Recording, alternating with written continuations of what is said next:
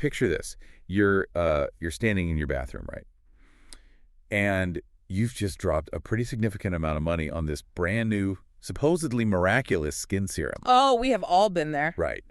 The packaging is gorgeous, the frosted glass feels super heavy in your hand, and the promises on the front are like exactly what you want to hear.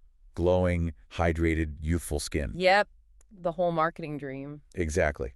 But then, because you are an informed consumer, you flip that bottle over to check the back. Always a risky move. It is. You start scanning the tiny print, you read past the water, past the glycerin, and right there, sitting incredibly high up on the ingredient list, is Alcohol Denatured. And that is usually where the panic sets in. Totally. Yeah. You suddenly get this sinking feeling. You're looking at this expensive investment and wondering, wait, is this going to completely destroy my face? That reaction is incredibly common, and honestly, it's completely justified. I mean, we are taught from a very young age that alcohol is an astringent, right? It dries things out. Yeah, like rubbing alcohol on a cut. Exactly. So seeing it featured so prominently in a luxury product that is specifically meant to, nourish and hydrate your skin, it feels entirely contradictory. It really does. It creates the serious friction between what the marketing is promising you and what the ingredient list is actually delivering. It feels like you are about to knowingly apply, like, paint thinner to your cheeks. Which is a terrifying thought. It is. Yeah. Which is exactly why our mission today is to demystify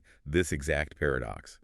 We are taking a deep dive into one of the most polarizing, confusing, and misunderstood ingredients hiding on the back of your favorite bathroom products. And we have some really fantastic material to work from today. We do. To guide us, we're looking at a highly comprehensive September 2025 guide from Era Organics by Nikki Chase. It's a great piece. Yeah, this guide doesn't just list what the ingredient is. It actually breaks down the chemistry, the undeniable benefits in cosmetic formulation, and the very real biological dangers of alcohol denatured. The guide is fascinating because it really tackles the nuance head on. It forces us to look at the friction between cosmetic elegance, which just means how a product feels on your skin. Right, the texture. Exactly. The friction between that cosmetic elegance and biological health, which is what your skin actually needs to function properly. Okay, let's unpack this. Yeah. Because we have a core mystery to solve here.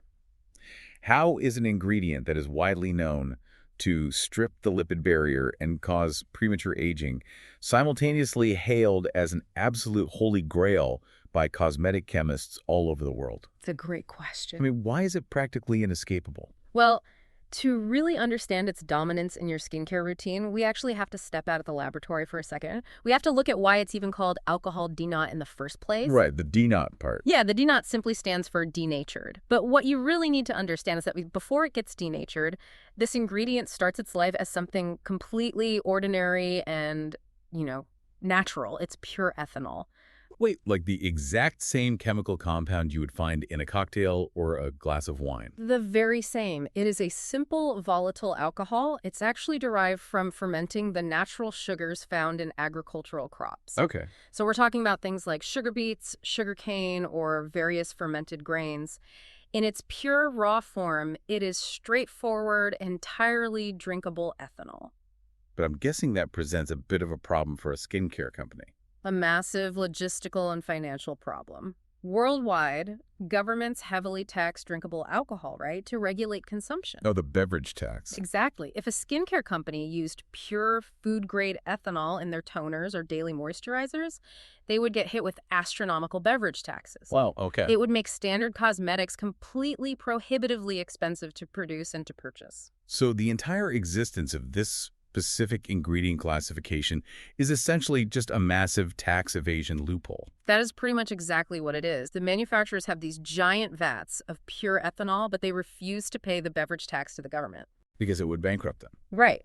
So to get around it, they have to legally prove to regulators that absolutely nobody is going to accidentally or intentionally drink their facial toner. Good luck with that. How do they prove it? They have to render the ethanol completely irredeemably undrinkable, and they achieve this through the process of denaturing. Okay, so they add something to it. They do. They take the pure ethanol and they deliberately adulterate it by adding specific denaturants. And we aren't just talking about, adding a slightly unpleasant flavor. Wow. No. The regulations require the addition of toxic or intensely bitter chemicals. Cosmetic chemists will introduce things like methanol, isopropyl alcohol, acetone, or a synthetic chemical called denatonium benzoate. Denatonium benzoate. Yeah, which actually holds the record as one of the most intensely bitter substances known to modern science. I was trying to visualize this whole process while reading the guide, and it's essentially like baking a beautiful, perfect, moist cake for a party, right? Okay, I like where this is going. But then you deliberately pour an entire bottle of blistering ghost pepper hot sauce all over the vanilla icing, just to legally guarantee that absolutely no one at the party tries to eat a slice before dinner is actually served. That captures the absurdity and really the reality of the situation perfectly. Isn't it wild? It is, because the underlying chemical structure of the ethanol itself remains entirely intact. It still functions as a solvent the exact same way it would have before the adulteration. Yeah. But now it's laced with these harsh additives purely to bypass a century-old tax law. And here is where that economic loophole directly impacts you, the listener. This is the scary part. It is, because those specific bitter additives, the methanol, the acetone, the denatonium benzoate, they are frequently the exact culprits that trigger localized allergic reactions. Which perfectly explains why someone might use a product with alcohol denat and immediately experience hives or swelling or a red, angry rash. It's not necessarily the alcohol itself causing the allergic response. It's a direct reaction to the hot sauce on the cake, so to speak. It's the denaturants causing the contact dermatitis. Precisely. Which really brings us back to your initial mystery. If this ingredient is laced with harsh, potentially toxic chemicals just to save a few dollars on taxes, and it's known to cause rashes and hives... Why on earth do cosmetic chemists continue to rely on it so heavily? Right. Why is it everywhere? Because when you look at the labels in your own bathroom, I mean, it is everywhere. It's in vitamin C serums, daily cleansers, liquid foundations, setting sprays, you name it. Well, the laboratory perspective provides the answer here. For a cosmetic formulator, Alcohol Denat possesses these functional superpowers that are incredibly difficult to replicate with gentler alternative ingredients. Like what? First and foremost, it is a stellar solvent. In advanced skincare, you are often dealing with active ingredients like certain potent retinoids, heavy peptides, or salicylic acid that are oil-based or highly crystalline. Okay, meaning they don't dissolve easily. Exactly. They simply will not dissolve or mix uniformly in a water-based formula. They would just, like, float to the top or sink to the bottom. Right, leaving you with a clumpy, separated mess in the bottle. Alcohol Denat acts as this invisible bridge, aggressively dissolving those stubborn active ingredients, so the formula remains perfectly smooth and homogeneous from the first pump to the last. So it guarantees stability. It does, but its utility doesn't stop there. It also functions as a really powerful astringent. Oh, right, the tightening effect. Exactly. When applied to the skin, it instantly constricts the tissues, temporarily tightening the surface and reducing the visible appearance of pores, which makes it highly desirable for products targeted at oily or acne-prone skin types. Makes sense. Furthermore, it acts as a robust preservative. Its inherent antimicrobial properties create an environment where mold, yeast, and bacteria just cannot survive. So it extends the shelf life. Significantly, and it does that without needing to add separate, sometimes controversial, traditional preservatives. Wow. And then there is its role as a viscosity-decreasing agent, which I feel like really gets to the heart of that friction between cosmetic elegance and biological health we mentioned earlier. Oh, absolutely. Because consumers are constantly demanding these highly concentrated, heavy formulations, but they flat out refuse to put anything thick or sticky on their faces. We want all the benefits with none of the weight. Right. So Alcohol Denat takes those heavy, viscous creams and literally thins them out, making them feel weightless. The sunscreen market is actually the perfect illustration of this demand. Oh, for sure. Historically, effective UV protection required these thick, occlusive pastes that felt incredibly heavy and suffocating on the skin. The classic white cast grease. Exactly. But modern consumers reject that texture. They want beautiful, watery fluids that just vanish upon application. Alcohol Denat is the primary engine behind that magical transformation. So it's doing the heavy lifting. It is. It allows a product loaded with heavy UV filters to glide on like water and dry down to a matte finish in mere seconds. But what's fascinating here is the underlying biological mechanism making that fast-drying magic possible. Yeah. It isn't just, evaporating off the surface. Its most crucial job in a formulation is actually acting as a penetration enhancer. Yes. What's fascinating here is that we have to look closely at the architecture of your skin to understand this. The outermost layer, the stratum corneum, is a highly effective protective lipid barrier. So think of it like a brick wall. That is the perfect visualization. The dead skin cells are the bricks, and the lipids, so the ceramides, cholesterol, and fatty acids, are the mortar holding everything tightly together. Right. Its entire biological purpose is to keep hydration inside your body and keep foreign pathogens and chemicals out. But when you spend like $80 on a specialized vitamin C or retinol serum, you explicitly want those active ingredients to breach the wall. You do. You don't want them just sitting uselessly on top of the dead skin cells. You want them to sink deep into the living tissue to stimulate collagen or fade hyperpigmentation. And to achieve that, Alcohol Denatured actively, albeit temporarily, disrupts the skin's lipid barrier. Oh, wow. Yeah. Yeah. It essentially acts as a chemical solvent against your own biology, dissolving that lipid mortar between your skin cells. So it forces its way in. By forcefully altering the skin's natural permeability, it creates these microchannels that drive those large, stubborn, active ingredients much deeper into the skin layers. It delivers the payload with ruthless efficiency. Okay, I have to jump in here with a major pushback. Because delivering ingredients deeper sounds fantastic in a vacuum. We obviously want our expensive serums to actually work. Of course. But you just described it as acting as a chemical solvent against your own biology and dissolving the lipid mortar. I mean, that sounds like a clinical way of saying it actively destroys your skin's natural armor. It is a harsh reality. What is the actual long-term biological cost to our faces when we subject our barrier to this daily? The primary cost is intense dehydration, and this leads to a phenomenon known as transepidermal water loss, or TEWL. TTOL, okay. Because alcohol denat is what chemists classify as a short-chain alcohol, its molecular structure is tiny and incredibly nimble. This makes it highly volatile, meaning it wants to transition from a liquid to a gas almost instantaneously when exposed to air. So when you apply that elegant, fast-drying sunscreen, the alcohol flash dries in like 3 seconds. Exactly. But it doesn't leave empty-handed. Oh no, what does it take? It takes your native moisture with it. As those tiny molecules rapidly evaporate, they strip the skin of its natural oils and physically pull the water content out from the deeper layers of your skin. Wait, really? It pulls water out? Yes.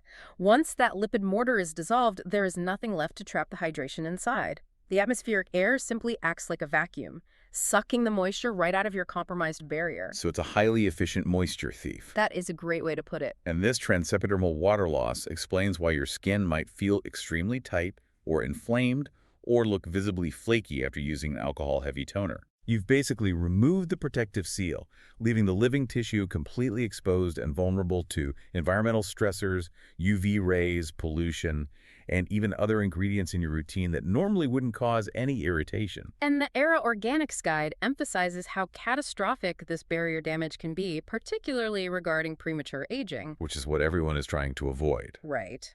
Chronic exposure to these stripping solvents prevents the skin from maintaining its elasticity.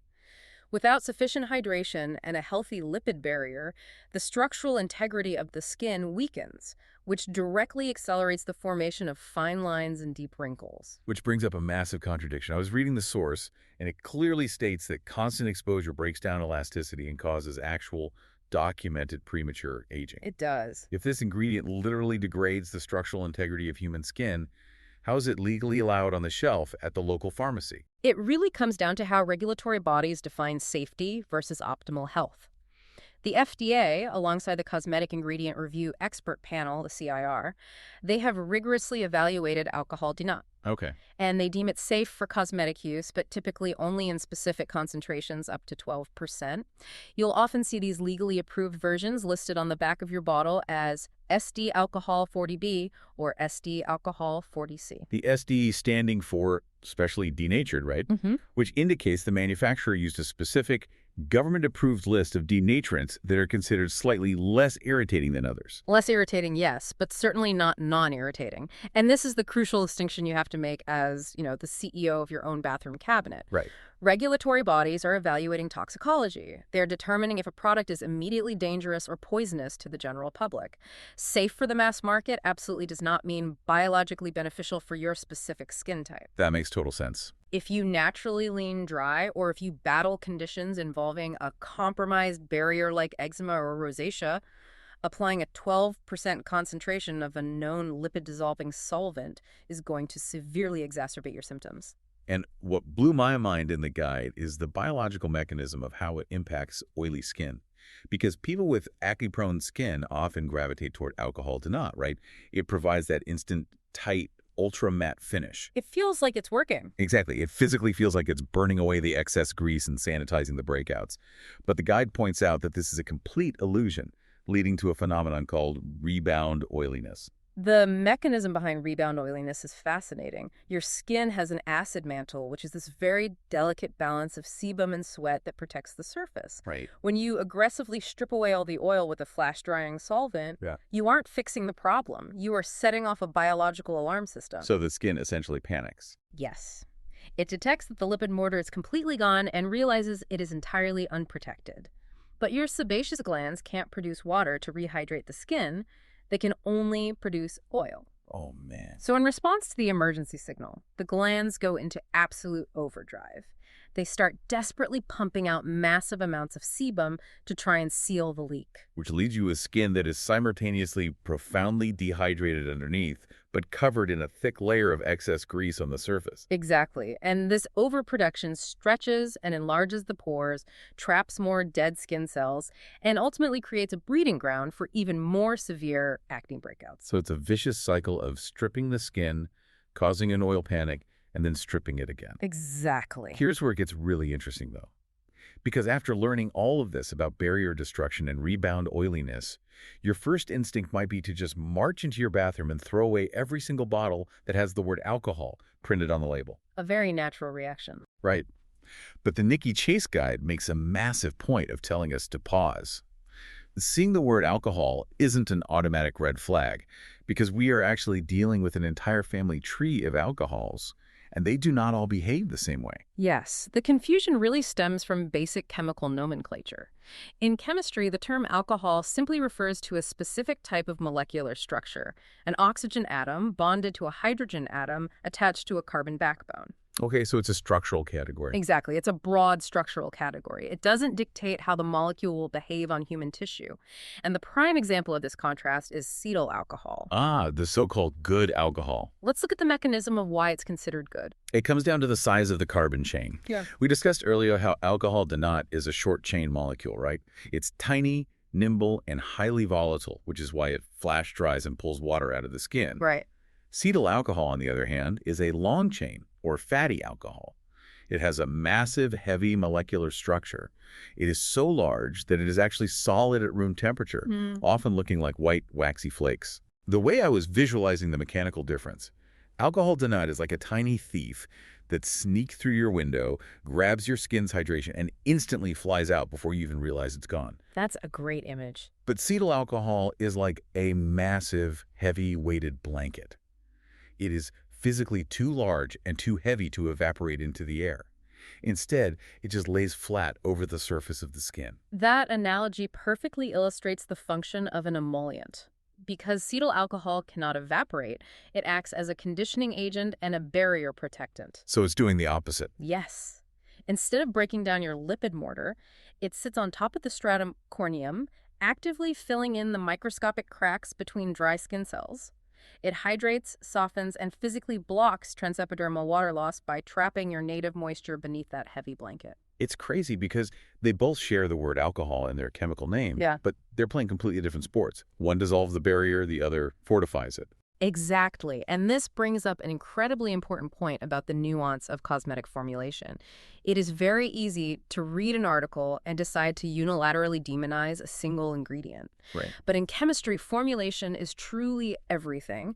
The context of the recipe matters just as much as the individual components. And the Aero Organics Guide highlights this beautifully with their own product, right? The purifying face cleanser. They do. It's specifically formulated for oily and acne-prone skin. Yeah. And despite everything we just discussed, they actually do utilize alcohol Denat in the formula. They do. And it is a calculated decision to leverage those functional superpowers we outlined earlier. They need the alcohol Denat to cut through the heavy oxidized sebum trapped inside an acne-prone pore. So they want that deep cleaning solvent action. Exactly. Yeah. And they want the product to rinse away cleanly without leaving a heavy, suffocating residue behind. But the critical difference is they don't just, dump the harsh solvent into the vat and bottle it. They acknowledge the stripping potential of the alcohol, and they actively engineer a buffer against it by packing the rest of the formula with intensely hydrating and soothing botanicals, specifically high concentrations of aloe vera and jojoba oil. Right, the formulation is acting as a counterbalance. The jojoba oil, which chemically mimics the skin's natural sebum, and the water-binding properties of the aloe vera, they work to immediately replenish the hydration as the alcohol cleanses. That's incredibly smart. It is. You are gaining the deep penetration and the degreasing benefits of the short-chain alcohol, but the botanical oils are simultaneously deployed to prevent that transepidermal water loss. It is a targeted, balanced approach designed to yield the benefits while neutralizing the severe side effects. Okay, so we know how this flash-drying solvent wreaks havoc or, can be mitigated on living skin tissue. But alcohol Denat isn't just confined to facial skincare. Not at all. A lot of us are spraying this exact same chemical on something that doesn't have a circulatory system, meaning it doesn't have a biological repair mechanism. Let's talk about hair care. Yes. When you move from living skin to the dead keratin structures of your hair, the stakes change dramatically. Alcohol Denat is the primary foundational ingredient in most hairsprays, dry shampoos, and texturizing styling products. Because it dries so fast. Exactly. The goal of a hairspray is immediate weightless hold. You want to spray the product and have the style lock into place instantly without the hair looking wet, crunchy, or sticky. To achieve that, the alcohol Denat is used as a volatile carrier. It delivers the holding polymers to the hair shaft and then evaporates the microsecond. It hits the atmospheric air, leaving only the invisible hold behind. Right. But again, we have to look at the mechanism of that evaporation. We do, because just as it pulls the lipid mortar out of your skin, the flash-drying alcohol aggressively strips the natural conditioning oils from your scalp and your hair shaft. Oh. And unlike your skin, which can eventually pump out more sebum to repair itself, your hair shaft is dead. It cannot regenerate those lost lipids. It's just gone. It's gone. Over time, this intense solvent action physically degrades and blows open the hair cuticle, which is the overlapping shingle-like outermost layer of the hair. And when those shingles are blown open, the hair becomes highly porous. It physically cannot hold on to internal moisture. The guide points out that this mechanism is uniquely devastating if you have curly hair or color-treated hair. It is brutal for those hair types. No, because curly hair is already naturally prone to severe dryness, right? Since the conditioning oils produced at the scalp have a much harder time traveling down a coiled, textured hair shaft compared to straight hair. Exactly. So when you take hair that is already struggling to retain moisture, or hair whose cuticle has already been compromised by chemical dyes and bleach, and you blast it with a flash-drying solvent, you are accelerating the destruction. It's a recipe for disaster. It is. The hair becomes extremely brittle, guaranteeing severe frizz, split ends, and eventual physical breakage. For those hair types, the guide strongly recommends seeking out formulas that rely on the heavy, moisturizing fatty alcohols, or just opting for completely alcohol-free styling creams. Now, there is one more incredibly specific practical warning in this ERA Organics guide that I found vital, and it concerns a very common beauty trap. Oh, the makeup brushes. Yes, we've established that alcohol Denat is a powerful solvent that dissolves oils, and it's a strong antimicrobial agent that kills bacteria.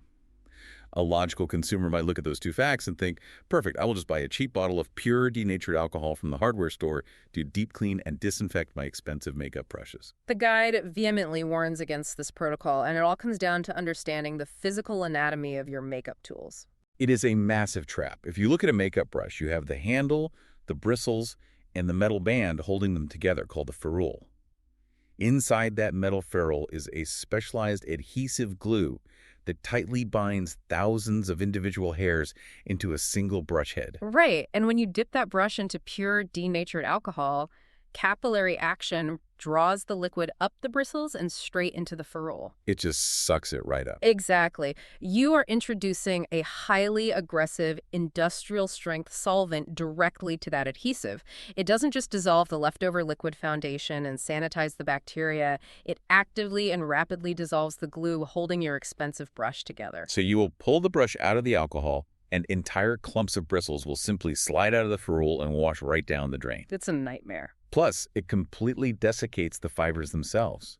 Whether you're using synthetic fibers or natural animal hair, the pure alcohol strips them so intensely that they become rough, brittle, and will literally snap off and shed all over your face the next time you try to blend your makeup.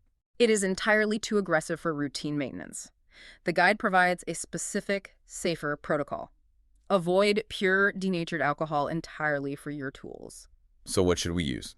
If you require deep disinfection, opt for a standard 70% isopropyl alcohol solution or a dedicated professional brush cleanser designed with conditioning agents. You gently swirl the brush to lift the cosmetic buildup, rinse it meticulously with lukewarm water, being extremely careful to keep the water flowing down, away from the furrow so you don't soak the glue, and always lay them flat to air dry completely. Okay, so to synthesize everything we've unpacked today about this incredibly complex ingredient, alcohol Denat is a master of texture and an unparalleled engine for penetration. It makes your heavy sunscreens feel elegant and ensures your expensive active ingredients sink deep into your living tissue, but it is fundamentally a notorious thief of moisture. The ultimate takeaway for you listening right now is that you must become the CEO of your own bathroom cabinet. Check your ingredient labels, understand the biological reality of your specific skin type. If you naturally run dry or battle eczema, seeing alcohol Denat high up on an ingredient list is a massive barrier-disrupting red flag. And always look for context in the formulation. If a product utilizes a short-chain alcohol, evaluate the rest of the recipe.